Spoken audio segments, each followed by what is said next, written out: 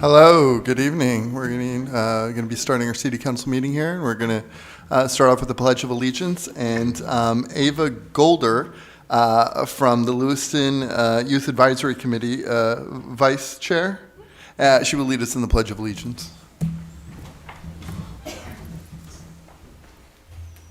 I pledge allegiance to the flag of the United States of America and to the republic for which it stands, one nation, under God, indivisible, with liberty and justice for all. Thank you, Ava. We had elections last week, and I just wanted to thank our city clerk for all of your hard work, many city staff for helping to be election workers, as Linda, you were there? Yes, I was. We even had a city councilor there, and many community members, so thank you all very much. And next, we will have a Lewiston Leads presentation. If I can get Susan Bergeron to come to the front, that would be great.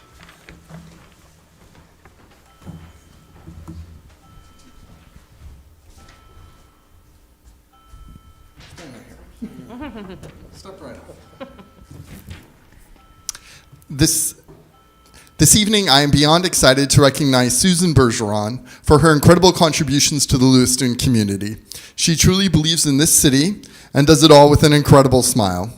Over 4 years ago, Susan became the new owner of Webb's Market, bringing new life to Pine Street and building a strong community around her business. Susan has grown Webb substantially with increased offerings and now stocks healthy foods to give people more options. Her inspirational sayings on the store's chalkboard gives people the strength to find courage, hold on to hope, and puts good thoughts into action. These little touches to her market are what make her special. She is an advocate and inspiration for everyone and is known to be a friendly ear for anyone who walks through her doors. A lifelong citizen of Lewiston, Susan knows what our community needs and knows how to make it happen. She's developed several surrounding properties in the city and most notably completely renovated an empty building on Pine Street to make business office spaces for people in the neighborhood. And this past summer, Susan helped to organize and sponsor the Pine Street Block Party. It was a day of excitement, fun, and most importantly, community. Susan's work to develop and engage Lewiston has made and will continue to make huge impacts in our community. Susan, you are the definition of a hometown hero, someone who leads with compassion and cares endlessly about this city. It is people like Susan that make me proud to be mayor, and I know that she makes many of you proud as well. Her commitment to Lewiston should never fly under the radar, and so I am happy to be able to recognize her this evening. Let's give Susan a round of applause.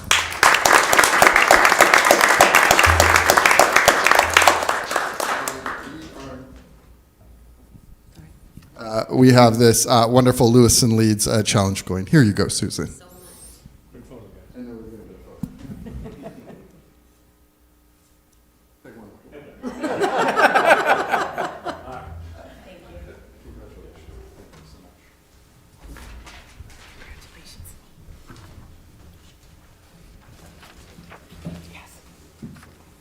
Thank you, Susan. And now I believe we will have an update from Ava Golder. Okay. Hello, everyone. My name is Ava Golder, the Vice Chair of the Lewiston Youth Advisory Council. Starting in September 2022, LYAC felt that it was imperative to do some outreach on mental health awareness. Many of us observed peers and community members that needed compassion and knowledge of helpful resources.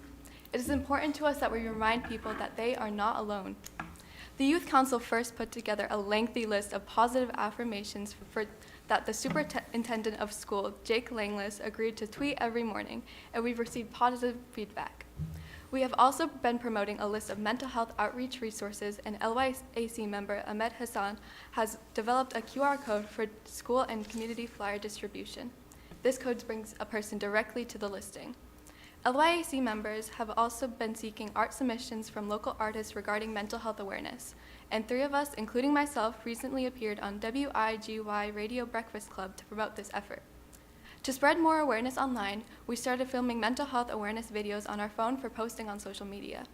We are also in the planning stages of a Be Kind to Your Mind community conversation forum that we are hosting on December 8th at 6 p.m. at Connors Elementary School. We want it to be an informal conversation between mental health professionals and community members to build awareness about mental health challenges. The forum will also feature any artwork we receive, resources, and a poster board for attendees to write how they feel entering the forum and what they feel as they leave after learning more about mental health. The speakers that we've lined up for the event are so far. Amen, I'm gonna butcher this pronunciation, but Aren Osman from Generational Nor, Megan Parks, local mental health counselor, Detective Joe Philippon, and myself, Vice Chair of the Lewiston Youth Advisory Council. We have also reached out to Tri-County Mental Health and will be inviting Superintendent of Schools, Mr. Langlis, and one or more teachers who can shed some light on mental health challenges they observe in regards to Lewiston youth. We will also be reaching out to a couple other counselors and will have light refreshments at the forum. Counselor Linda Scott, our liaison to the City Council, will also be reaching out to school personnel for further support and promotion of this event. We recently accepted the resignation of LYAC member Hannah Arsenal as her family moved. We discussed nominations for a replacement member, and last week we voted to add Fadumo Ahmed to the group. Lastly, 7 of us so far have committed to volunteer time slots to assist with the city's December 3rd Holiday at the Plaza event. Thank you.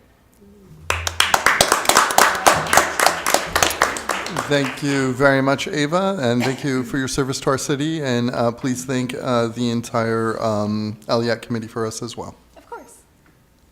Madam Clerk. Yes, all roll call votes for this meeting will begin with the Councilor of Ward 7, and we'll also note, Mr. Mayor, for the record, that the Councilor of Ward 3, Councilor Harriman, and the Councilor of Ward 6, Councilor Clement, both have excused absences this evening, which means that under the city charter, the mayor may cast a vote on any item if you so choose.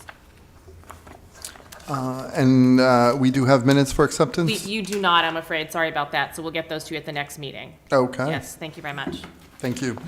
And now we're up to public comment, and any member of the public may make comments regarding issues pertaining to Lewiston City Government. This period is reserved for non-agenda items. Public comment is also allowed during individual agenda items. Public comment is limited to 3 minutes per person. Please state your name for the record, and please indicate if you're a Lewiston resident. Because this is the business meeting of the City Council, all questions should be directed to the mayor, who will ask staff to follow up at a future time. It is illegal for the City Council to allow comments related to personnel matters. All personnel complaints should be made directly to the City Administration Office. Public comment at this time? Seeing none, we will move forward.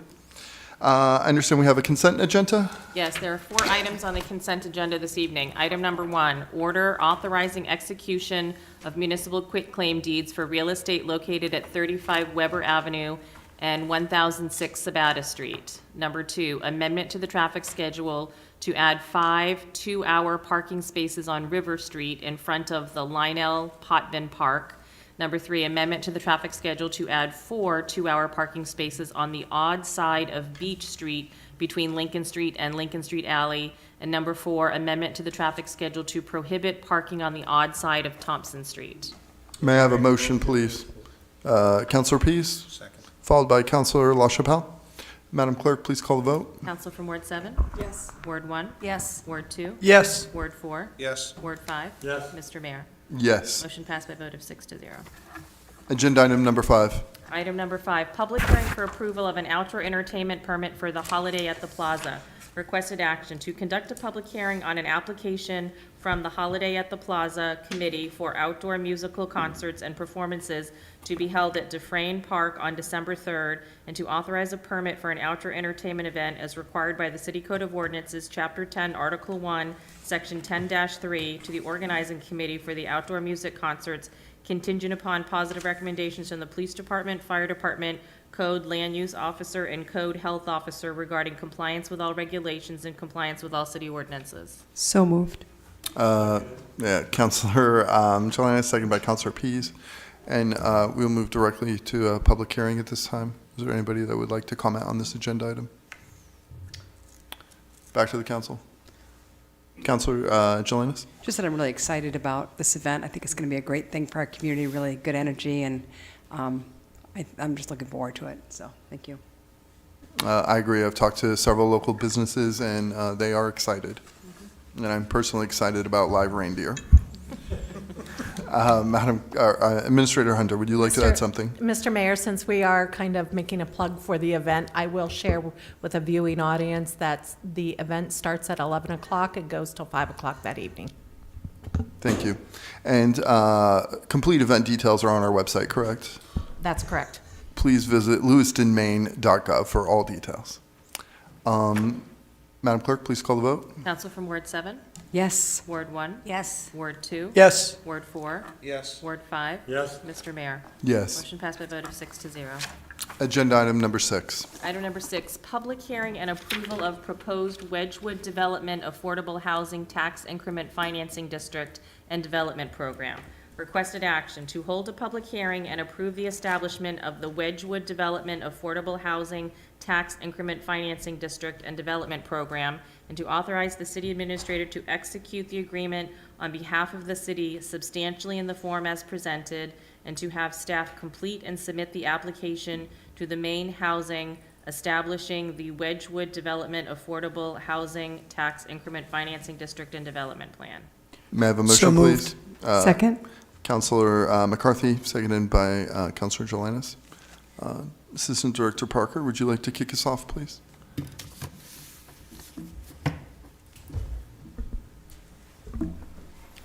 Absolutely. Thank you guys so much. I'm going to just provide an overview about the project and the specific TIF request. So I'm here before you tonight. I also have in the audience Chris Kilmurray, who's the Executive Director of Lewiston Housing Authority. Lewiston Housing is our housing lead in the choice neighborhood work. They have partnered with Avesta Housing, who's serving as their developer partner. Lewiston Housing will be the owner and manager of the end housing units. Tonight we're discussing the first phase of the Choice Neighborhood Implementation Project, which is the Wedgewood development that is located in the heart of the Tree Streets neighborhood and bound by Pierce Street, Pine Street, Bartlett Street, and Walnut Street. For those that are not familiar with the city's Choice Neighborhood work, this is a significant investment opportunity that was awarded to the city in 2021. Is after a 2-year planning process to develop a transformation plan that really focuses on distressed public housing in distressed neighborhood and recognizes that you need a more holistic approach for some of these more challenged areas. And specifically in this area of our city, we're experiencing about a 30% distressed housing there, significantly old housing stock. It is a number of challenges this area has with high rates of poverty that have really been a struggle for the city to move forward economically. And we also have, this is an area of elevated childhood lead poisoning that the city has been working very hard and really needed to find other interventions to try and help curb those impacts to our youngest folks. Through the Choice Neighborhood program, it really looks at taking an innovative approach to redeveloping this area, recognizing we need a catalyst that, the housing authority or the city alone cannot do this transformational type of work, and that we have a lot of assets in this area. About 25% of our youth live in this area. We have a growing population where our state is getting older. Lewiston's actually getting younger. And so this is a significant asset to think about with the future of our city. These are walkable neighborhoods. They're close proximity to the Mill District and Lisbon Street that have seen significant revitalization over the last 20 years. It's a desirable place to be, or has the potential to be, once as vibrant as it was historically. So our work through the Choice Neighborhood Implementation Grant is really to kickstart this, put these interventions in a place that's distressed, and attract further investment. We want to harness that good energy that was in the Mill District, that was in Lisbon Street, and really bring that up into this neighborhood and attract new residents, as well as support the residents who call that neighborhood home. It's an area that, for many folks, as their family household economics change, they often leave that neighborhood. We have an opportunity to really change that through this grant opportunity and redevelopment of this neighborhood to make it a place that people choose to be and to stay. So as part of that, the proposed development is the Wedgwood development. It's 82 units. It's approximately $40 million investment to transform an entire block of the Tree Streets neighborhood. It is planned to be, we're going to be replacing 42 existing distressed public housing units here with new units. We'll also be adding to the market 18 new workforce affordable units and 22 new market rate units. Through the development, we will be building 8 new buildings. That includes 6 3-story buildings, 2 4-story buildings. We'll be doing the historic rehab of the Wedgwood House, which is a cultural asset here in the community to preserve that building. We'll be putting 8 units in that building. This particular site will accommodate a lot of families that are in the neighborhood and in our community. So this development is really targeted at being lower density to fit into the neighborhood, the existing development fabric that is there, and be a place that families will want to raise their children in and feel safe in. These buildings will also have larger units. It'll be a mix of 1, 2, 3, and 4-bedroom units. And as part of that, it's an attempt to make this a very attractive place that people would choose to live. Because again, we're at the very beginning of our transformation work in this area. So to attract people and not just give them safe housing, it's making it an attractive place that's new to the market, something that is not available in other areas and will, excite people and make them want to live here. We've been in front of the council before discussing the challenges with this development, the higher costs of construction rates. I'm not going to go through all of that. We did cover previously a lot of the cost-saving measures and revisions to the development plan to try and reduce those costs. Some of the additional costs per unit that were expressed at our workshop about the what the cost per unit is compared to developing single-family homes, that it can be much higher. I just wanted to touch on that just briefly, just to share, some of the reasons why we're seeing those high costs, are due to the federal funds that are in the project requiring Davis-Bacon wage rates. And so those tend to be higher rates than the market may be currently paying. We're working with Hebert Construction. They're going to be the general manager for the project, overseeing it. They've been assisting with a lot of cost estimating throughout this process and suggesting, how best to value engineer the project, reduce costs. Working with a lot of our local subcontractors in the area as well, just trying to figure out, how best to approach this development and save money. One of the added costs that we do have in this type of development, while it is lower density, it's still multifamily development, which for new construction, we have increased costs in fire suppression systems, so sprinklers, fire-rated walls, things of that nature to meet code. Additionally, there'll be security systems in these buildings with new construction there, making it attractive for tenants and also easier for the housing authority to monitor and just keep things safe. We also, with the larger buildings, the 4-story buildings, you'll have elevators in those, which adds a cost. On Pierce Street, we also will have underground utilities just due to constraints of redeveloping in that area, as well as the aesthetics. Because again, where we're trying to transform this neighborhood and make things, attractive, you can see the investment, change people's perspective. There really is a focus on what the aesthetics of the end product are. So underground utilities, it is a tight lot as well, but that helps putting those utilities underground, but it is an added cost. Some of the common areas, that's normally not what you see in smaller developments, but due to the size of the development, making sure that there's shared space for residents to be able to gather and get to know one another.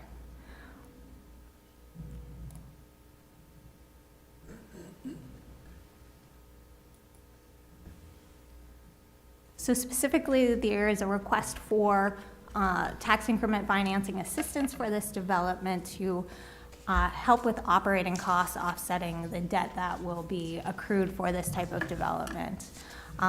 Specifically, the district would be in place for 20 years, starting in tax year 2022. However, the credit enhancement that would go back to the developer would not begin until tax year 2026, and it would run for approximately 16 years. In total, this would be providing the developer about approximately $1.2 million back. It's about $80,000 per year, which is 50% of the increased taxes for that property, to help offset those operating costs. Over the full term of the TIF, the city would receive approximately $1.5 million to the general fund through this development. In those early years where construction is happening, the property with nothing on it is currently generating about $12,800 in taxes each year. Post-development, in total, the city would be receiving, after the credit enhancement, approximately $92,000 in taxes. With tax increment financing districts, there is a tax shift benefit from the sheltering of the increased assessed value, which is reflected in our county taxes, revenue sharing formulas with the state, and education subsidy that comes through the state. Throughout the full term of the TIF, we are looking at approximately about $500,000 in sheltering benefits that the city would receive through this TIF district. So with that, that essentially is the nuts and bolts of what the project is. The challenge is what the TIF district would yield for benefits to the city. This is a transformational opportunity for Lewiston. It's a really exciting opportunity to really invest heavily in the heart of the Tree Streets and provide new housing units that will be attractive for lots of residents, attract new people to this area, as well as support our residents that are here. Through much of our choice work, there will be investments throughout all of the downtown area, investing in childcare, health services, workforce development opportunities. Lewiston Housing will be working with the residents in these developments, and we'd be happy to provide the council with annual updates about the progress of implementation well beyond just the buildings, just to keep you folks updated on the successes that we're seeing in these, in the transformation of the neighborhood, as well as the residents and their successes they're experiencing. Are there any questions? Thank you, Assistant Director Parker. Yeah, I agree. This will be transformative for our city, a game changer of $90 to $100 million investment that will really help move Lewiston forward. And I know that you've put a lot of work into this over the years, and I deeply appreciate that. Thank you very much. Councilor Pease. Thank you, Mr. Mayor. I'm going to vote for this as well, but my feeling is the dollar amount is a little ridiculous for development. My issue comes in to the fact that we haven't started building yet, and we've already over, $450,000 more to develop this than when it was first originally started. What happens year 2 or year 3 down the road if this continues to climb? Where's that money going to come from? Yep, so it is true, we did see significantly high costs since 2020 in the construction estimates, where one of the reasons why we do have those higher costs are the requirements of choice and making those larger units, the amenities, things of that nature.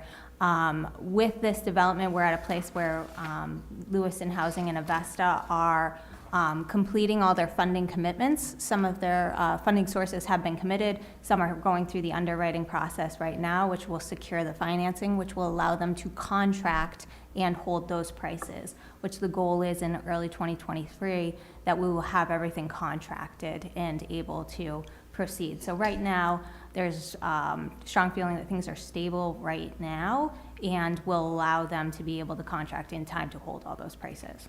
So if they're going to be contracted to hold those prices, why such a large contingency? So I think that's just standard, holding that contingency because there are many unforeseen things that can happen in a development.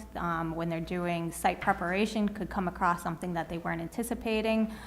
There could be an issue with supply chain. I mean, we've seen that a lot, so that just making sure that there is that buffer in case things come up. Just good practice of just holding something for the unforeseen. We've seen that in a lot of construction projects of late, just making sure to be on the safe side. I asked these questions only because I want the general public to realize that we look at all aspects of this development. Yes, it's a great thing for the city. I think it's going to help. It's going to really brighten up the city where we really need it. It's just cost dollars shocks everybody. And the general public hear millions of dollars and hundreds of thousands of dollars to do a single unit. They're saying, hey, what's going on here? I just want them to know that we are checking on everything and following up with it. Absolutely, and we've spoken with Avesta a lot, really scrutinizing the numbers and trying to get a handle of the costs. And what we have found working with them, that when you remove those choice requirements and the subsidy that $30 million grant does provide for those added amenities you wouldn't normally see in a regular low-income housing tax credit product, that they are in line with other low-income housing tax credit projects that are coming through and getting funded right now. And so, thankfully, we do have the choice grant that can offer us something that's different and needed in this neighborhood and provide the funding for that. But yes, it is very challenging and a very high cost. Okay, and thank you very much for all the hard work you do on this project. I know it is a lot, and it's a long time coming. I think we got to break ground pretty soon. Yes, we are. Thank you.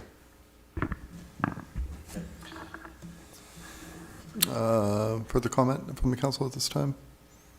Heading to, Councilor Jelinas. I just want to thank Councilor Pease for bringing those points up. But I also want to thank you, Misty, because I think every time you present this information, the general public is hearing more and more about this project. It rolls off your tongue because you talk about it so often, but there's always these nuggets that come out. And so I just want to thank you for tonight's presentation. Public comment for this agenda item? Back to the council. Anything else you'd like to add? Assistant Director Parker. Not at this time, but I just thank you guys all for your questions, comments on the project, and support throughout this. Madam Clerk, please call the vote. Council from Ward 7? Yes. Ward 1? Yes. Ward 2? Yes. Ward 4? Yes. Ward 5? Yes. Mr. Mayor? Yes, Motion passed by a vote of 6-0. thank you. Agenda item number 7. Item number 7, order authorizing the preliminary award of $450,000 of home funds to the Wedgewood Choice Affordable Housing Project. Requested action to approve the order authorizing the preliminary award of $450,000 of home funds to the Wedgewood Choice Affordable Housing Project. May I have a motion, please? Second. Councilor Pease, seconded by Councilor McCarthy. And Director Jeffers, would you like to kick us off?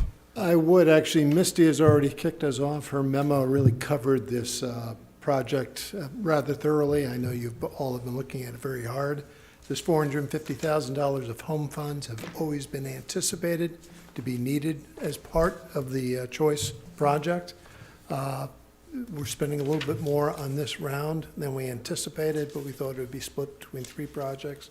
We're now down to 2 projects, and with the significant cost increase we saw, we have looked at the numbers. It has been determined that the $450,000 of home assistance is warranted.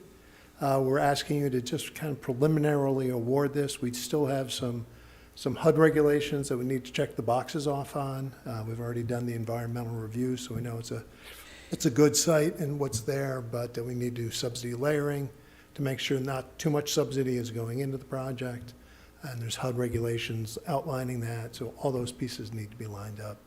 But to give both the developer and their other lending partners some assurance that, okay, the city is behind this and is willing to put in those home dollars, we're asking you to preliminarily award this $450,000 to help cover that significant cost increase in project costs, and I will be back to you at a later date with a formal home agreement which will lay out, okay, here's how many units are going to be home designated units, and here's sort of the rules that the developer and owner will abide by.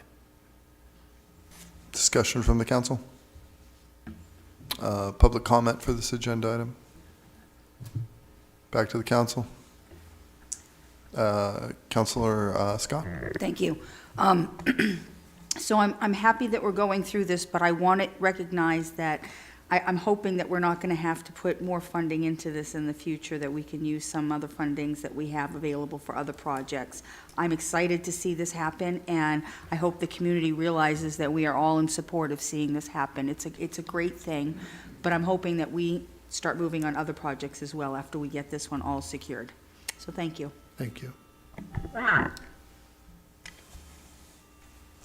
Madam Clerk, please call the vote. Council from Ward 7, Yes? Ward 1, Yes. Ward 2, Yes. Ward 4, Yes. Ward 5. Yes. Mr. Mayor. Yes. Motion passed by a vote of 6-0. Thank you, Director Jeffers. Agenda item number 8. Item number 8, order approving the restated declaration of covenants for the properties located at 91 Pine Street, 111 Bartlett Street, and 114 Bartlett Street, and authorize the city administrator to execute the final form of the declaration of covenants. Requested action to approve the order approving the restated declaration of covenants for the properties located at 91 Pine Street, 111 Bartlett Street, and 114 Bartlett Street in substantially the form presented to the City Council, and authorize the city administrator to execute the final form of the declaration of covenants. May I have So a motion, moved. please? Councilor Pease, followed by Councilor Jelinas. Would you like to start us off, Assistant Director Barker? Absolutely. The memo that was provided in your packet essentially highlights what the challenge was. Through the development process, it wasn't until we started digging into preparing all the legal documents that it came to our attention that there was an error when the properties transferred from the city to the Lewiston Auburn Community Housing Development Group, which was LATCH, sorry, too many acronyms, that in that conveyance, the covenants that were drafted to preserve affordability and define and ensure market rate units were built on the site captured the wrong percentage of market rate units, which was a priority of the city to ensure that we achieved a certain percentage. This redeclaration of covenants corrects that and ensures that the current percentage of proposed market rate units can be built on the site. And so we just ask that you consider the restated covenants so that the development can move forward as planned with about 27% market rate units. Thank you. Discussion? Public comment on this agenda item? Back to the council. Madam Clerk, please call the vote. Council from Ward 7, Yes? Ward 1, Yes. Ward 2, Yes. Ward 4, Yes. Ward 5. Yes. Mr. Mayor. Yes. Motion passed by a vote of 6-0. Thank you very much. Assistant Director Parker. And thank you very much, Madam Clerk. Agenda item number 10. Item number 9, actually. I apologize. Agenda item number 9. That's okay. Item number 9, resolve authorizing the acceptance of Public Art Committee's recommendation for the Choice Neighborhood Public Art Mural proposal entitled Welcome to Our World by Nathan Brown in partnership with the Public Theater at 31 Maple Street, Lewiston, be awarded to the Public Theater to execute the contract with the artist upon satisfaction of all federal requirements. May I have a motion, please? Councilor McCarthy, seconded by Councilor LaChapelle. Do we have? Yeah, it's right there. Yeah, this is going to be incredible into the gateway in downtown. Yes. Sorry, please start us off. I'm not trying to start us Nope, off. that's okay. Go ahead. This is- It's perfectly fine to be excited about public art. For those of you that remember from this past summer when we awarded a mural for youth engagement on Bartlett Street, we had talked about the Choice Neighborhood Planning and Action Grant that we received in 2018 that had about $1 million that we have been investing in critical community improvements throughout the city. So McGraw Park, and we have a sculpture that was placed there, as well as park improvements and some great new amenities, as well as a sledding hill, which people were very excited about. I think some of you were sledding last winter at the grand opening. We also have some investments coming to Kennedy Park. Currently, we have new chessboard, checkerboards, and a Shacks game that were added to the park for people to utilize and enjoy their time there. Excuse me, a what game? Shacks. I can't explain the rules to you, but happy to send the council more information about that. Yeah. If somebody watching could please email me what that is, that'd be great. Sorry. Oh, chess? Chess. Chess. Okay, And I did not chess understand. and Shacks. Chess. Shacks, Oh, yes. SHAX. Yes. okay. Yes. But I Sorry, don't know please the rules. continue, So Assistant anyway, Director. Part of the work was to do public art. So we have contracted about 5 sculptures. James Meyer and McGraw Park already went in. We have one by Josiah Glover called Nailed It. That's going in across from Community Credit Union right now on Pine Street. And we have a few more that'll be coming in over the years, the next year. So we had some additional funds this summer that were remaining, and the Public Art Working Group at the time made a recommendation to do a public art mural and open opportunity for private building owners in our Choice neighborhood. They wanted to make sure that it reflected sort of the values and themes of the transformation plan, so we put it out for RFP. The first RFP did not yield any results. So we went back to the drawing board, tried to figure out why that may have been. We gave it more time. We're able to receive an extension for the funds to open it up for a longer period. We received one proposal that was from artist Nathan Brown out of Chattanooga, Tennessee, in partnership with our public theater. The title of the mural is Welcome to Our World. The proposal that you see is, based on a concept that was developed with the folks at the Public Theater who are here with us tonight, as well as the artists, and really trying to capture sort of those transformational themes, the diversity of culture in our community, the vibrancy of the downtown, and also, the beauty of what arts bring to our community. The rendering that is in front of you shows the location of the mural. It would be on the back side of the Public Theater, so as you enter Lisbon Street and the downtown, you would see this there instead of a vacant brick wall. What is before you is generally just a concept at this time. The artist would be doing more revisions with the Public Theater, so would not look entirely like this. He has more of a abstract sort of visual type of approach to these things, but this is just a demonstration of what it will probably look like. He will, if awarded the funds to the Public Theater, they would contract with him to bring this to new life. There would be a community engagement piece that would still, be described and worked out with the Public Theater and the artist. But there's an opportunity for this, when this mural goes up, to make sure that there's engagement with the community and, people really get to be part of that process. He would be providing, final concept before painting to make sure, that the Public Theater signs off, and that's exactly what they are wanting on their building. At that time, we'd be able to provide that to the Public Art Committee, just to make sure that they are aware and in the know. They've reviewed this proposal and are recommending adoption of it. So we're here before you tonight to consider the request and move forward with the process so that next spring we can have an exciting mural put up in our downtown. Are there any questions? Well, before I recognize members of the council, yes, Chris and Janet are here. If I can invite you to the podium just to, if there's anything that you'd like to say. No pressure, of course, but.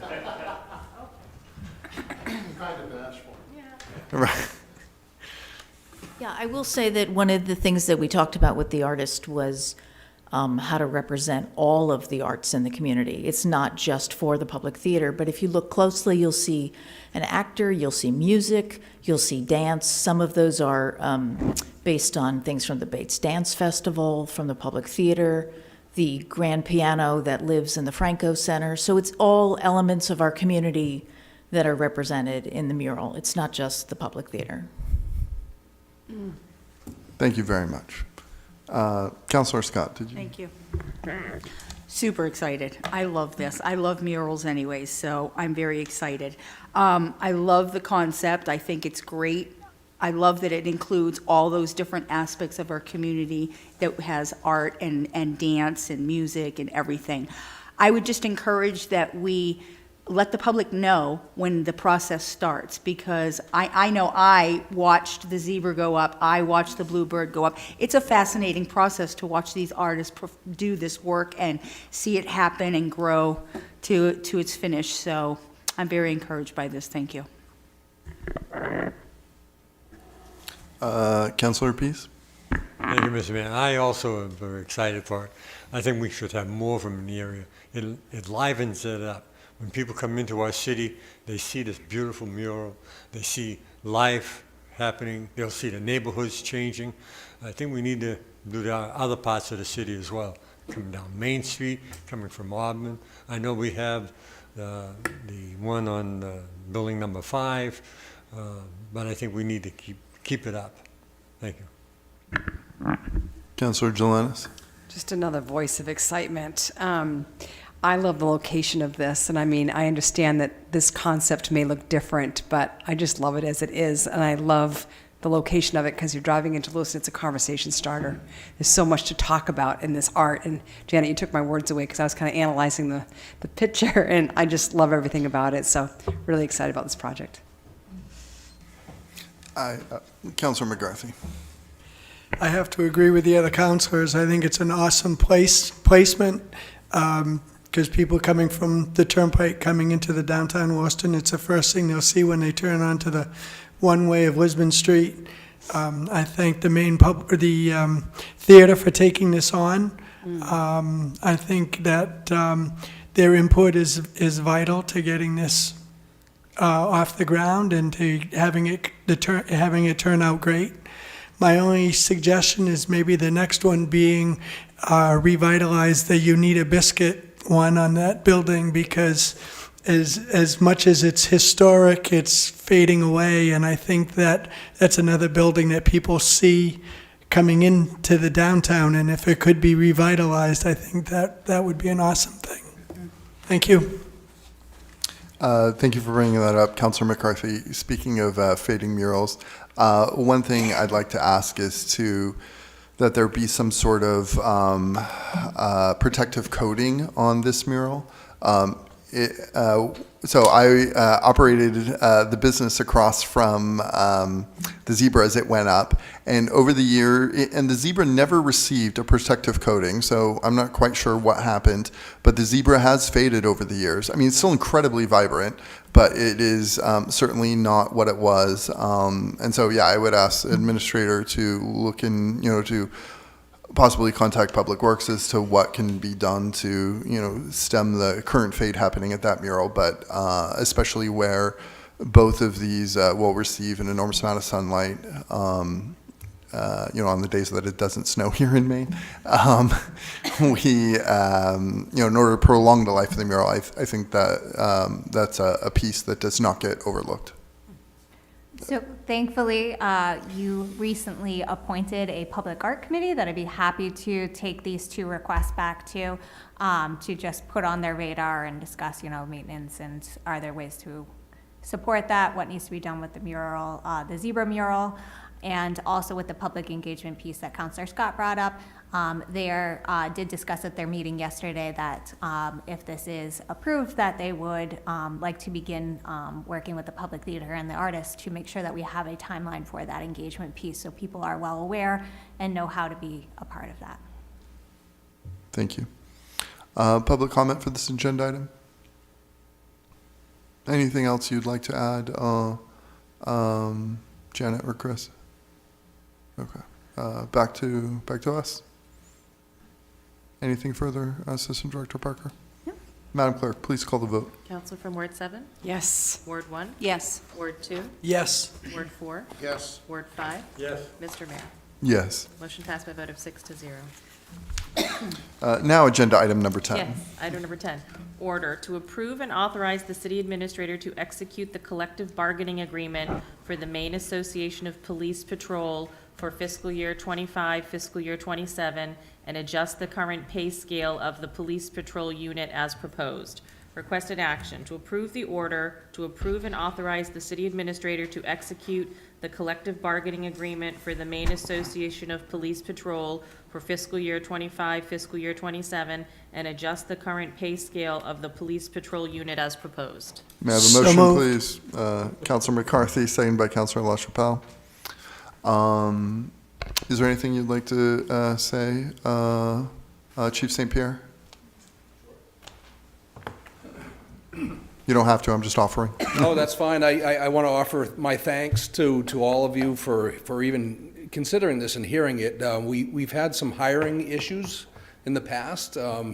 Nobody wants to be a police officer anymore. And then we have the fact that people are leaving our department, not because they're unhappy here, but because there's other opportunities to make more money in a smaller department where they're going to do less police work, to be quite honest. And I think that would be in any employment. If you can find somewhere you're happy, make more money, and do less, sounds pretty appealing to me. We have a lot of great officers here, and I think we owe it to them to keep them here, as well as to attract more applicants and better applicants to be police officers here in our great city. Thank you, Chief. Discussion from the council? Councilor LaChapelle? Yes. Chief, how many departments in the state are accredited? Do you know off the top of your head? Goodness. I'll look at Deputy former Chief Administrator? O'Malley. There's only 4 currently, so we're one of 4, which speaks volumes about our dedication to law The enforcement. difficulty of getting accredited.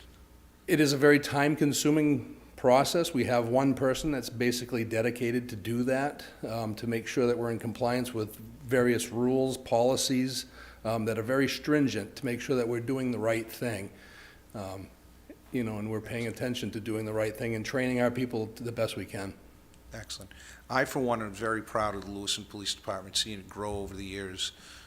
For working on Lisbon Street for over 30 years, 40 years, just seeing the growth of the police department from a non-accredited to an accredited police department, and to see the ever-changing, I hate to say it, political environment that the police department has to work in, and the undue pressures that the officers have to put up with on a daily basis.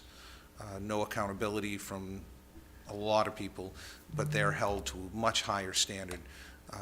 I hope you can relay to the department how proud we are as a council, or I am as a councilor, and what's one of the reasons why I got involved in the city, joined the council, because of some of the negativity that we've seen in the last couple of years. And I'm proud of the police department. They're doing a great job. There are only 4, we can't reiterate that enough, there are only 4 departments in the entire state that are nationally accredited, and Lewiston's one of them. And we're leading the way in the state, and there's no reason why we shouldn't be the highest paid department in the state, because this gives us the ability, I hate to say it now, is to cherry pick and make sure that we have the best officers in the state. And this will open up the doors. So great job. I'm excited to follow this up. We've got a great fire department now. We're going to help out with the police department. Just good job. Thank you. Thank you. Councilor Scott? Thank you. I would have to concur. I too think we have a great police department, and I thank you, Chief, for that. This is a lot of money, and I think that, I did get a couple of comments today from folks that were a little concerned about the cost of this. But the reality is that we need a safe city. And I think about what happened in our state today that was scared by 10 hoaxes that happened around our state at our schools. And if we don't have the proper safety, the proper police department, and the folks to handle situations like that, we're in trouble. And we need that, and we need to support that in our community. And so it's a hard thing. I'm very conservative when it comes to money, but this is a situation where I am willing to say this is something we need, and we need to support this, and I know that we all do, and I'm glad that we do. Thank you. Councilor McCarthy. Yes, I'm very happy to support this. One of the other things that wasn't brought to light is the stress that our police officers are under, having to work a lot of overtime, working short-staffed, areas of the city not covered because there's no police officers available. And I think this will go a long way to bringing our police department up to full staff. And like Rick said, we can have the best here in Lewiston, and the citizens of Lewiston deserve that. Thank you. Councilor Jelinas. Thank you, Mr. Mayor. I think the Lewiston Police Department has great officers, like you said, and I also feel like they deserve this. We owe this to them. I think this order certainly addresses recruitment, like you mentioned, but more importantly, retention. So I'm happy to be supporting this tonight. Councilor Peace. Thank you, Mr. Mayor. Didn't leave me much to say, except I agree on all of it. You know, when we start talking dollars and cents, you know, we say, what can we get with the biggest bang for the dollar? Well, we can't get any better than the police department for every dollar that we spend. We need to keep it up, not just these fiscal years, but we need to keep progressing on it. And we need to become the best police department in this whole state, in every state. Thank you. Yeah, last but not least, I appreciate everything that our police department is doing, and I think I mean, let's face it, we're going to need this to stay competitive with other agencies in the state, and yeah, I'm really thankful for our police department. Please tell everyone thank you. We are now going to public comment for this. And back to the council. Anything further, Chief? No, just thank you very much. I appreciate all the comments. I'm very thrilled to be able to go back with a positive vote to tell our men and women of the police department how, you know, how important they are and how appreciated they are. And thank you for all the nice comments.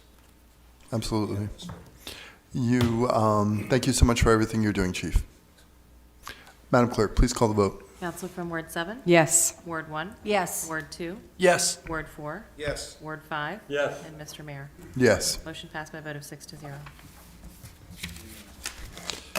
Agenda item number 11. Item number, excuse me, item number 11, order to approve and authorize the city administrator to execute a collective bargaining agreement for the Maine Association of Police Supervisors for fiscal year 25, fiscal year 27, and adjust the current pay scale of the police supervisors unit as proposed.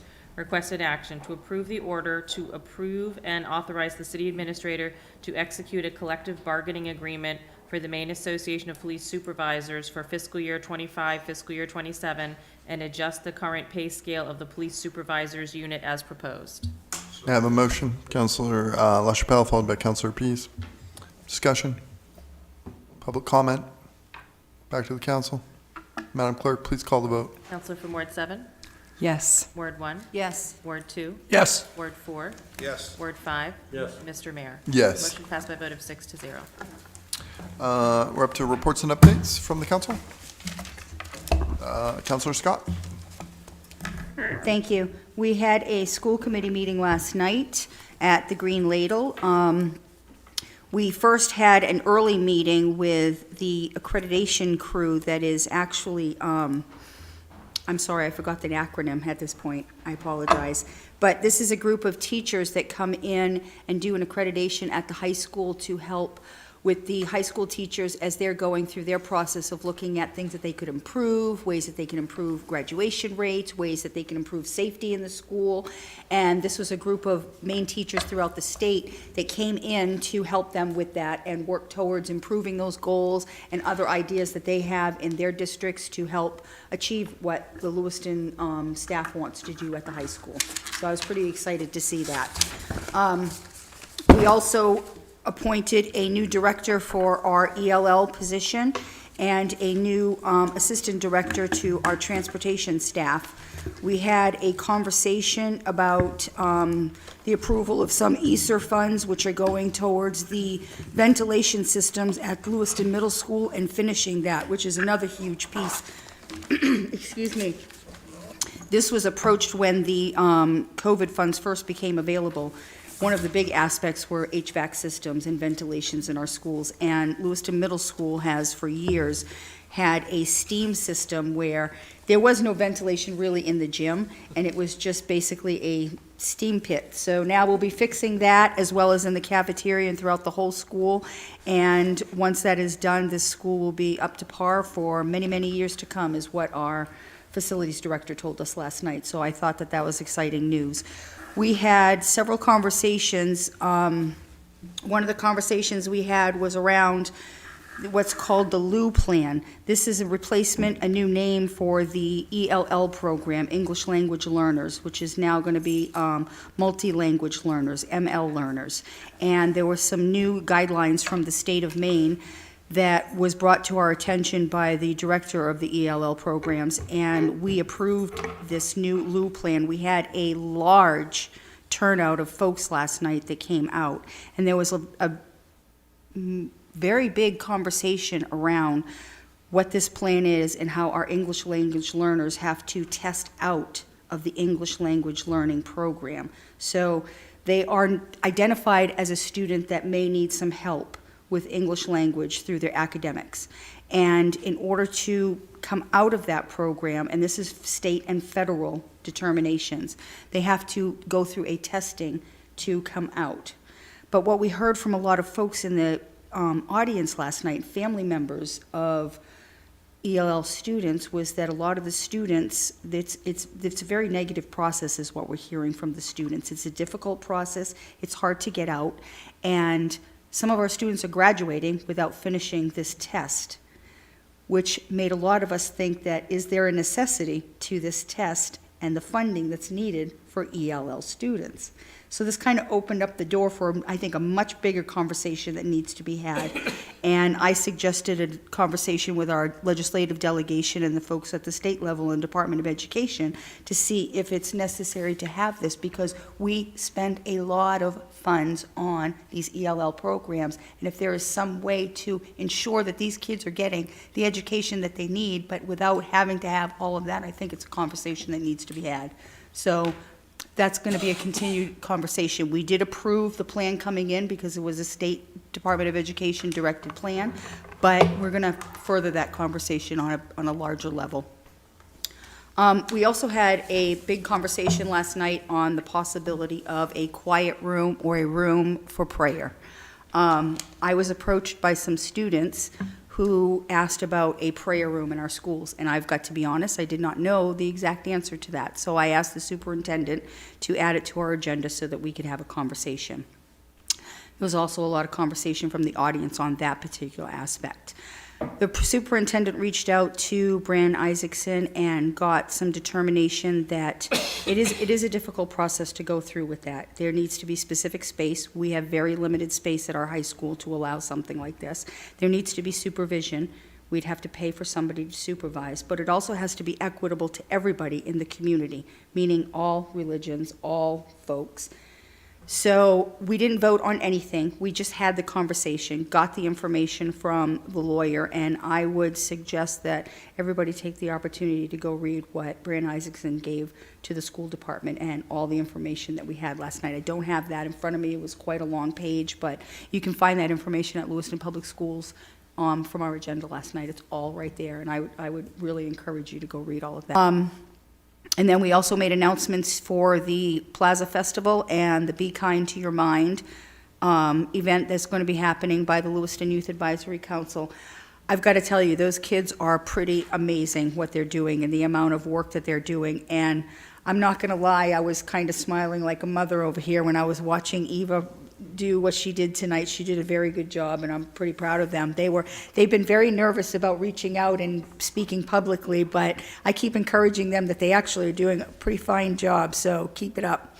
And then we had a couple of executive sessions. Last night, we had a hearing to bring a student back into our schools that had been expelled, which was an exciting thing. We don't necessarily get to do that. So, yeah, that's it. That's everything for right now. Thank you. Councilor Pease? Thank you, Mr. Mayor.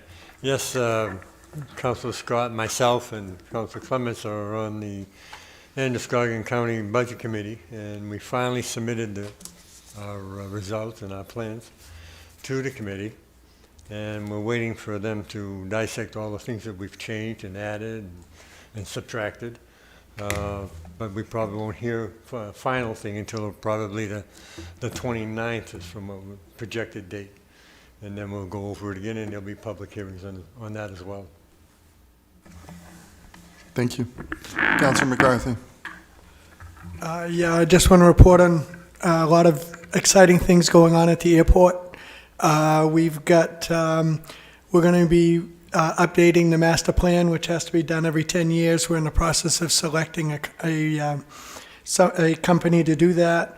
We're looking at the possibility of sourcing out the FBO, the fixed base operator at the airport. If it's more cost effective for us to do that, then we're going to look at doing that. We have a contractor that is putting together a proposal. They've analyzed all the operations at the airport, and they're going to be presenting it to the council, to the board, and so we can take a look at it and see if that's something that we want to do. We're getting prepared to install the flight simulator, Mr. Mayor. It's going to be on the other side of the airport, on the Hotel Road side of the airport. There's a white hangar that has been recently vacated that offers areas for, we're going to have a pilot's lounge there, which we haven't had. We're going to have the flight simulator in its own room, so it can be under lock and key so that it's protected. It's a good investment. The airport manager is also looking at the possibility of bringing in a flight school. The other thing that he's looking at is he's exploring the possibility of offering flight training for our high school as part of the curriculum to use the simulator. There's the white hangar that I was talking about that has been vacated. He's already got it like 3/4 full with people renting the space. With Twitchell's closing, we've gotten more planes brought to the airport.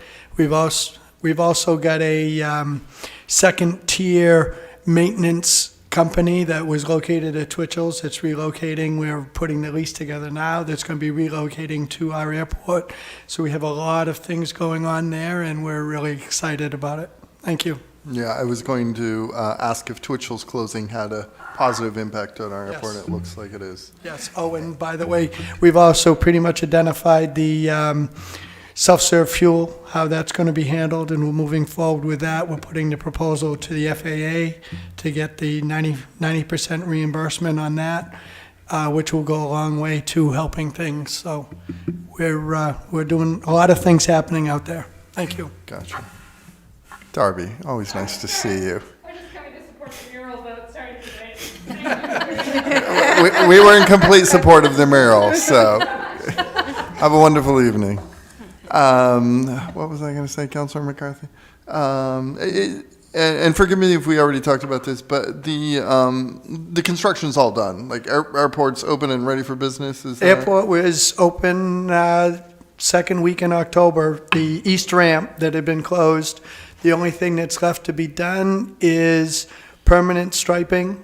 They had to wait 30 days before the paint could go down on the new tar, and then for the grass to come in, and it'll be all done. Thank you very much. Without further reports and updates, any new business? Councilor Scott? Well, I would like to wish everybody a happy Thanksgiving for next week. But I'd also am curious if in the future we could have Councilor Jelinas explain to us the whole dice game thing that she was saying. Seems to me she knew a little something. I understand that you have to throw $5 in a piece, and I'll show you how the game works. Okay. Yes, a happy Thanksgiving to us all. Madam Clerk, may I have a motion to adjourn? Councilor LaChapelle, second by Councilor Peace. Madam Clerk? Counselor from Ward 7? Yes. Ward 2? I'm sorry, Ward 1? Yes. Ward 2? Yes. Ward 4? Yes. Ward 5? Again, I didn't get Mr. Mayor? Yes. Motion passed by a vote of 7. Happy Thanksgiving, Lewiston.